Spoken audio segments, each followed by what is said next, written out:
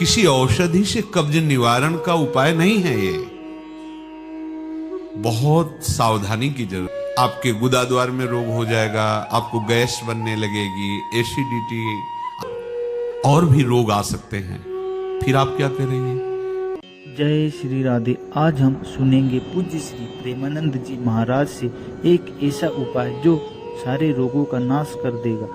अगर आपको भी पेट से संबंधित समस्या है तो एक बार जरूर सुनिए। आइए सुनते हैं। जब इस मार्ग में आ गए तो कई बार सत्संग में समझाया, संतवाणी से, शास्त्रों के प्रमाण से, कि आप भोजन केवल उतना ही पाइए जो बिना औषधि के आपकी आंतें पचा ले और कब्ज ना होने पावे।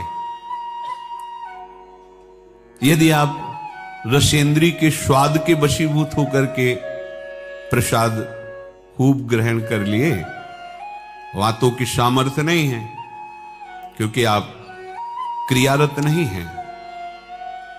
अब अभी आपको 8-10 घंटे बराबर क्रिया करनी हो तो पच जाएगा गरिष्ठ पदार्थ, पर आपको क्रिया तो करना नहीं है। ऐसी रसेंद्री के स्वाद के वशीभूत होकर अधिक प्रसाद पालेंगे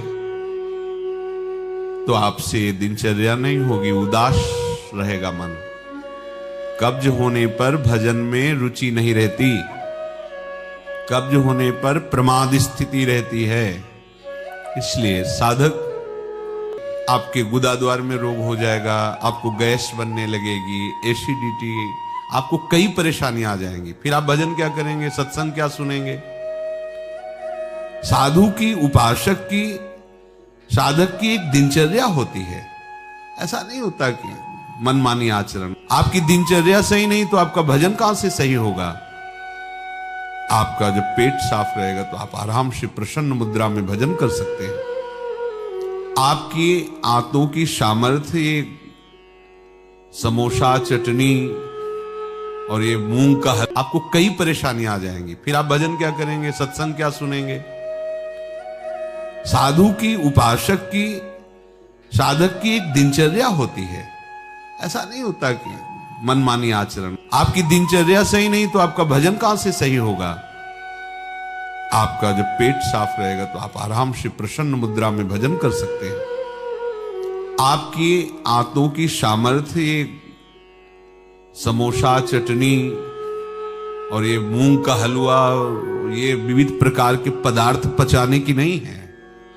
ये उनकी है जो बहुत मेहनत करते हैं, किसान हैं, सेवा कार्यरत हैं। आपको तो बस मूंग की दाल या घिया की सब्जी और 2 रोटी प्राण पोषण के लिए चाहिए। प्रसाद पाने के बाद आपको लगे कि मैं अभी 2 रोटी पा सकता हूं, इतने में बंद कर दो, क्योंकि हमें पानी भी इसमें डालना है, वायु के लिए भी खाली रखना है, पूरा यहां से नहीं ठांस लेना है। इसके बाद तुम घूमो वैद्यों के पास कि कब्ज है, पेट में गर्मी है, धातु रोग हो गया है, ये सब लक्षण तुम्हारी प्रमाद स्थिति के हैं। मनमानी आचरण। भागवतिक सत्संग के साथ साथ आपकी शारीरिक दिनचर्या के भी सत्संग हुए हैं। ऐसा नहीं कि ऐसी बात पहली बार बता रहे हैं। कब्ज रहेगा तो स्वाभाविक वीर्यपात हो जाएगा। आप गलती के आचरण करेंगे तो नस नाड़ियां इतनी शिथिल हो जाएंगी कि बिना किसी प्रयास के वीर्यपात हो जाएगा। नाना प्रकार की मन की जो वृत्तियां हैं उनको रोकने के लिए पहले हमें थोड़ा शरीर को स्वस्थ रखना है। स्वस्थ रखने का मतलब चर्बी बढ़ाना नहीं है, हल्का भोजन। साधक हुआ, प्रभु के भोग में सब कुछ बन रहा है, वो पा रहे हैं, उनकी महिमा है। हम इतना ले लेते हैं, प्रसाद भी हो गया, अपना जीवन यापन करते हुए भजन कर रहे हैं। कम भोजन, बिल्कुल कम नहीं, पर कम भोजन, ये हमारी आध्यात्मिक शक्ति को बढ़ाता है। अधिक भोजन, सात्विक हो तो भी तमोगुण बन जाता है। दूध सात्विक है, आप थोड़ा लेंगे सतोगुण प्रकट करेगा, और आप अधिक मात्रा में ले लेंगे, वही सतोगुण बढ़ाने वाला तमोगुण बढ़ा देगा, प्रमाद स्थिति ला देगा। पेट साफ नहीं हुआ और डालते चले जा रहे हो तो क्या होगा? हाथों में वो जलन, ताप ऐसा पैदा होगा कि प्लास्टिक की तरह कड़ा हो जाएगा मल, और वही आपके फिर गुदाद्वार रोग और भी कई तरह के रोग आप समझते नहीं। अरे भजन करने के लिए हमें जो अध्यात्म में चलना है, हमारी ये शरीर रूपी गाड़ी स्वस्थ होनी चाहिए। प्रारब्ध वशात अचानक कोई भयानक रोग आता है, वो हमें प्रभु सामर्थ्य देते हैं, नाम भगवान सामर्थ्य देते हैं, हम जिनका जप कर रहे हैं। लेकिन हम प्रमाद स्थिति में, तुम इनको पदार्थों को अच्छा समझते हो क्या? प्राण पोषण के लिए केवल जरूरत है, और ऐसा मत समझे कि अच्छे पदार्थ खा, काहे को तुम मन की चक्कर में फंस रहे हो। संयम से चलो, पेट नहीं साफ हुआ भोजन नहीं पाना मत। खीरा ले लिया, मूली ले ली, कम चला ली, एक बार दोपहर में पा ले, 2 खीरा 2 मूली, बस प्राण पोषण के लिए हो गया, अपने आप साफ हो जाएगा। सुबह जब पानी पियोगे एकदम साफ हो जाएगा। नहीं, भजन कहां है? कहां है वो वृत्ति जिससे हमें श्यामा श्याम के सुख वाला बनना है? बस यही दुख में घूमते रहो। फिर शाम के बना, दोपहर के बना, सुबह बना, फिर भी तृप्ति नहीं होगी। मान लो मेरी बात, ये माया की चाल है। साधु अपनी शरीर पर शासन करता है, इंद्रियों पर शासन करता है। शरीर को जितनी आवश्यकता बस उतना कठोर बनो, इस बात के लिए, अपने लिए कठोर बनो, दूसरे की पवाने के लिए नहीं। दूसरा तो भगवत स्वरूप मान, अपने लिए हर साधक अपने लिए शासन रखे। पहले से देख लो, एक दिन पाके देख लो, मेरा 4 रोटी से काम चल जाएगा, बाल भोग की जरूरत नहीं। मत पाओ। जब आपका पेट साफ नहीं तो बाल भोग रुकेगा नहीं, राजभोग रुकेगा नहीं, क्योंकि बर्बाद ना हो जाए ना वो। शयन भोग रुकेगा नहीं, और वो फूलता चला जा रहा है, क्रम से मल की परत पे परत जमती चली जा रही। आप इनको समझिए। अभी आप परमार्थ के मार्ग में चले हो, आपको बहुत जरूरी शरीर को हल्का और स्वस्थ रखना, नहीं आपसे भजन नहीं हो पाएगा। ये एक दिन का विषय नहीं कि आप सत्संग में आके बैठ गए हो गया। आपको नित्य सत्संग करना है, आपको नित्य वाणी पाठ करना है, आपको नित्य भजन करना है। आपकी दिनचर्या, आपका खान पान बिल्कुल संयमित होना चाहिए। देखो, यदि आप गंदी बातें करोगे, गंदी हरकतें करोगे, तो विश्व में कोई ऐसा वैद्य नहीं कि आपको ब्रह्मचारी दवा से बना दे। मान लीजिए, हमारी प्रार्थना मान लीजिए, यदि आपने अंगों को छेड़ा नहीं है तो लिख लो, आपका ब्रह्मचर्य क्षीण नहीं हो सकता। मानसिक चिंतन गंदा, प्रक्रियाएं आपकी गंदी, खान पान आपका ठीक नहीं, तो एक रोग क्या, आप देखते जाना, आपको भजन में रुचि क्या, शरीर को नहीं संभाल पाओगे। मान जाओ मेरी बात। 24 घंटे में प्राण पोषण के लिए 2-4 रोटी काफी है। अरे संतों ने तो कई कई दिन भोजन नहीं मिला है, भजन एक तार चला है। आप भजन के लिए आए, भोजन बट वो क्या भाई, भोजन के लिए थोड़ी आप आए हो, भजन के लिए। सृष्टि में किसी भी पदार्थ की कमी नहीं, माया रचित है, वो ऐसे बढ़ते चले जाएंगे। अपने को एक सीमा रखनी खान पान की। एक नए साधक को देखा कि भोजन पाने के समय एक रस्सी में गांठ बांधे हुए थे, इधर और इधर, और जब उसी गांठ से गांठ ऐसे फिट करके बांध लिया भोजन पाने के पहले, बस जहां पाए तो रस्सी टाइट, जहां रस्सी टाइट हुई तो बस छोड़ दिया, भोजन में ही छोड़ दिया ऐसे। फिर कोई कितना भी प्रयास करो नहीं पाते थे। ये बाहर है, आंतरिक जितेंद्रियता की बात नहीं, इसकी जरूरत नहीं रस्सी की पेट में बांधने की, पर अच्छा लगा। प्रारंभिक स्थिति में ठीक है कि हाँ जहां टाइट होगा तुमको मतलब बंद कर देंगे, तो उसे पहले ही देख लो कि हमें इतना पाना। ये जहर है और ये जीवन है, दोनों बात समझो। अधिक पौष्टिक पदार्थ आपको ब्रह्मचर्य नहीं रहने देगा। अधिक पौष्टिक पदार्थ आपकी आंतें खराब हो जाएंगी, पच नहीं पाएगा, क्योंकि आपसे सेवा नहीं होती। अगर 8-10 घंटे पसीना वाली सेवा हो कि फावड़ा चल रहा है, आप हल जोत रहे हैं, बड़ी मेहनत कर रहे हैं, दौड़ भाग हो रही, चलता रहे, आप पाइए पच जाएगा। अब आपको सेवाएं हैं नहीं, आप मनमानी रसेंद्री की तृप्ति के लिए, ये शरीर तो पंच भौतिक ही है ना। उचित आहार कितनी बार समझाए, जैसे भोजन आवश्यक है वैसे ही जल आवश्यक है, उतना वायु। ये पेट बना हुआ एक थैली है, तुम नहीं हो पेट, तुम नहीं हो रसेंद्री, तुम नहीं हो भोक्ता। काहे को मूर्खतावश ये जो शरीर रूपी गाड़ी मिली इसको नष्ट कर रहे हो और अपनी यात्रा को रोक रहे हो। इसका एक सिद्धांत है। एक हिस्सा एक हिस्सा पानी और आधा हिस्सा वायु के लिए रहने दीजिए। ऐसे रखा जाता है, तभी आप देखना ऊर्जा शक्ति आपकी बढ़ेगी, भजन की वृत्ति बनेगी आपकी। अब यहां चारों हिस्सा में अन्न भरा हुआ है और ऊपर से पानी, रुचि नहीं है पीने की, क्योंकि अंदर ऐसा जहर बनता चला जा रहा है। जल जब जाता है तो लघुशंका के द्वारा बहुत से ऐसे पदार्थ है जो हमारे शरीर को हानि करने वाले हैं, उनको निकालता है जल। मल की आंतों में जाकर मलाशय में वो मल को गीला करके निकालने की चेष्टा करता है। अब हम भजन को तो देख नहीं रहे हो, भोजन को देख रहे हैं। इस समय ये प्रार्थना मान लीजिए, आपका जीवन स्वस्थ होना चाहिए। अचानक कोई असाध्य रोग आता है तो भगवान सामर्थ्य देते हैं, पर आप खुद अपना नाश कर रहे हैं। अधिक भोजन करने वाला, स्थूल प्राण वाला, चंचल मन वाला कभी भजन में नहीं रुचि हो सकती। सूक्ष्म भोजन वाला, सूक्ष्म प्राण वाला, सूक्ष्म मन वाला भजन करता है। मान लीजिए आप लोग पता नहीं इतने भोजन के पीछे क्यों पड़े हैं। आपके पेट में कब्ज है, 2 दिन उपवास रहे, नहीं पाना है भाई, नहीं जगह है, पानी पानी अपने आप साफ हो जाएगा। नहीं, भोजन तीनों टाइम डालना है। ऐसी कोई औषधि बनी है क्या कि आप कुपथ्य करते रहो, मनमानी आचरण करते रहो, आप ठीक हो जाओ?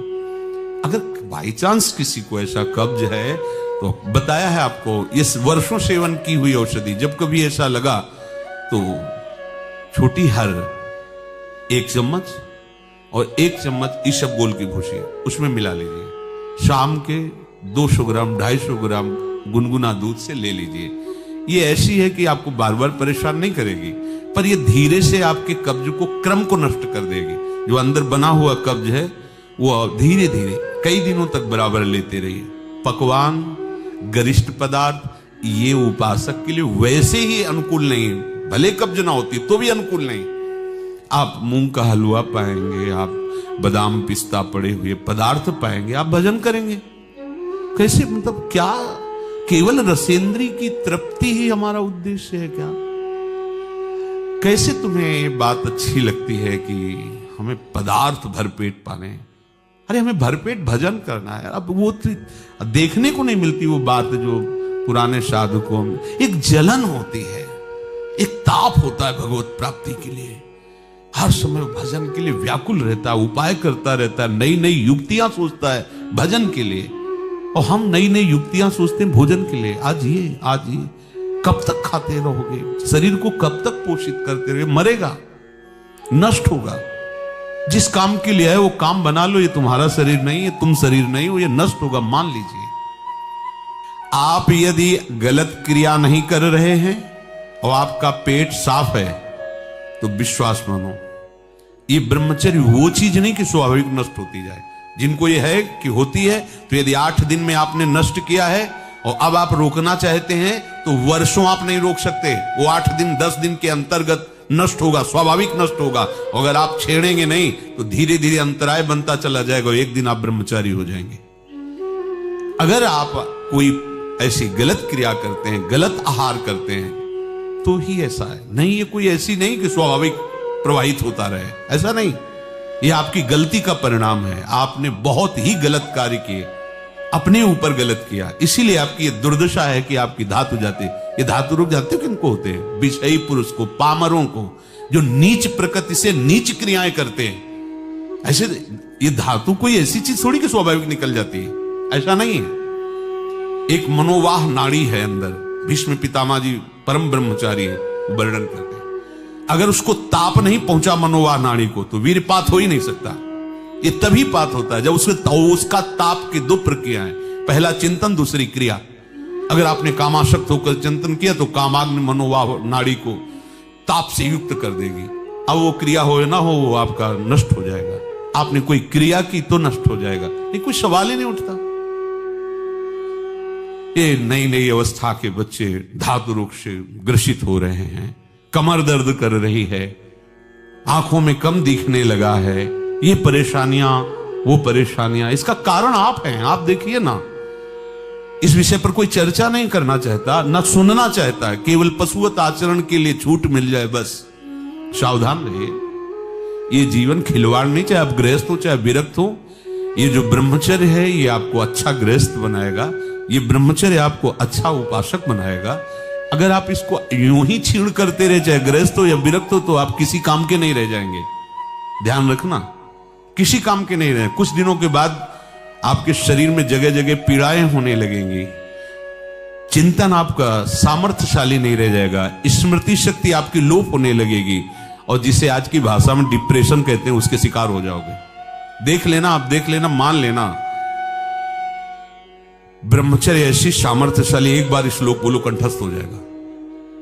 अगर शरीर स्वस्थ है, कोई अन्य औषधियां या अन्य इस तरह के विकारात्मक पदार्थ अंदर नहीं जाते, और ब्रह्मचारी तो एक बार पूरी बात बोल लो, चाहे जब सुन लेना हो, जीवन में सुनाई दे देगी। आपको स्मृति नहीं, प्रभु की स्मृति नहीं, आपको अपनी दिनचर्या की स्मृति नहीं। साधक का दर्शन मात्र सुख प्रदान करता है। कैसा आपका कैसा स्वरूप होता जा रहा है, कैसी आपकी भावना बनती जा रही, कैसी आपकी दिनचर्या होती जा रही, कभी लौट कर देखो ना अपने जीवन में। सबसे प्रार्थना है, केवल प्राण पोषण के लिए ही भोजन है, स्वाद के लिए नहीं है। ये इंद्रियों के विषयों में मत फंसो। कुछ दिन तो आप ऐसा करके देखो। अब ऐसा भी नहीं कि हट करके आप शरीर को नष्ट करने वाला चेष्टा शुरू कर दो, वही हम आधी रोटी पाएंगे या ऐसा नहीं, तो कै दिन चलेगा। युक्ताहार विहार से उचित भोजन करो। कई बार कहा है, शरीर को यदि कमजोरी महसूस हो रही तो दूध ले लिया, नहीं महसूस हो रही तो हाथ जोड़ दिया। नहीं आवश्यकता नहीं, जब होगी तो ले लेंगे, घर ही तो है ना। आवश्यकता है फल ले लीजिए, नहीं आवश्यकता है नहीं डालेंगे शरीर में। फल क्यों डालें, जरूरत नहीं तो हम क्यों डालें। हम जितनी आवश्यकता उतना भोजन पाया, नहीं तो राधे श्याम और पाइए आप। हमारा एक बार से काम चल जाता है, भोजन से नहीं पाना 3 बार बाल भोग राज भोग, सब क्यों आप इस पे परेशान हो रहे। ऐसी ये दिनचर्या आप लोगों की कोई भी हो ठीक नहीं है। आप भगवदाकार वृत्ति नहीं कर पाएंगे। वृत्तियां तो वही, चाहे शरीर में लगा लो चाहे प्रभु में लगा लो। तो यहां प्रभु कह रहे योन्ता सुखोन्तरा रामस, जो केवल अपने आराध्य देव के सुख में सुखी रहता है, आराध्य देव के सुख वाला है। और यहां विषयों के सुख वाला हम बनना चाहते हैं और चलते हैं परमार्थ के मार्ग पर। सावधान रहिए, बाह्य विषय दुख योनया हैं। आप देख लीजिए, भगवान के वचन हैं, इनसे दुख ही प्रकट होगा। उचित आहार, बहुत संयम चाहिए साधु को, बहुत संयम चाहिए। चाहे साधु का मतलब हम केवल भेष से नहीं ले रहे, साधुता के मार्ग से ले रहे हैं, भगवत प्राप्ति के मार्ग से ले रहे हैं। ये आहार विष भी है और अमृत भी है, दोनों बातें जान लीजिए। क्षुधा रूपी व्याधि की केवल चिकित्सा भोजन से करनी है। ये विलासिता बंद करो अपनी जबान की। बनने को सृष्टि में सब कुछ है, सब कुछ के भोक्ता हो क्या तुम? ऐसे श्री जी की रसोई में सब कुछ बन रहा है, तुम सबके भोक्ता हो क्या? प्रसाद में वो देखा जो हमारी आते पचा सकती, थोड़ा डालो, रात दिन भजन में रहो। जो अधिक भोजन करने वाला है वो मानसिक निरंतर नाम जप नहीं कर सकता, पक्का नहीं कर सकता। बातें बनाने से नहीं होती, जब मार्ग में चला जाता है तब पता चलता है। अगर आप अभी सावधान नहीं हुए तो आगे चलकर आपका शरीर और गिरेगा अवस्थागत, और भी रोग आ सकते हैं। फिर आप क्या करेंगे? मन प्रभु में नहीं लगा तो फिर आप क्या करेंगे? गया ना जीवन। हमें वर्तमान में अपनी साधना का फल देखना है। आगे भगवत प्राप्ति होगी, प्रेम में डूबेंगे, वो प्रभु जाने। हमें वर्तमान में ये फल देखना है कि मेरा हर समय भजन होता है कि नहीं होता। जो उपासक केवल भगवत सुख में मगन रहता है, हमारा सबसे बड़ा साधन का फल है स्मृति। निरंतर हमारा चिंतन, चेष्टाएं, मनन, कथन, श्रवण मेरे प्रभु का ही होता है कि नहीं। प्रमाद स्थिति वाला कर सकता है। पेट बढ़ता चला जा रहा है, चर्बी शरीर की बढ़ रही, उठने झुकने में परेशानी, भजन करोगे? ये ऐसा क्यों हो रहा है? बिना आहार के हो रहा है क्या? अभी चलो आप ठीक से, अभी सूख जाओगे, अपने आप सही हो जाओगे, तुमको कोई दवा खाने की जरूरत नहीं है। आपका तप बढ़ेगा, आपकी पवित्रता बढ़ेगी, आपका तेज बढ़ेगा, आपका भजन बढ़ेगा। अल्पाहार करो, शांत प्रसन्न रहोगे। देखो ना, जब पेट साफ हो, शरीर स्वस्थ हो, शांत एकदम, मन बुद्धि एकदम सतोगुण में स्थित है, आनंद आ रहा है। 2 रोटी दोपहर के ले ली, 2 रोटी शाम के ले ली, खूब भजन करो। बनने को कुछ भी बने, यही तो खास बात है। हर वस्तु उपस्थित है, लेकिन आपको केवल अपने जीवन पोषण के लिए लेना है। यह थोड़ी कि सब कुछ है। यही आपकी जितेंद्रियता की परीक्षा है। जो अच्छे पदार्थ बने उनकी अच्छी भावना मत रखो, वो तुम्हारे भजन के नाश का कारण बनेंगे। ये हम अनुभव की बात करते हैं। थोड़ा लेंगे, कभी बाई चांस वाली बात अलग है।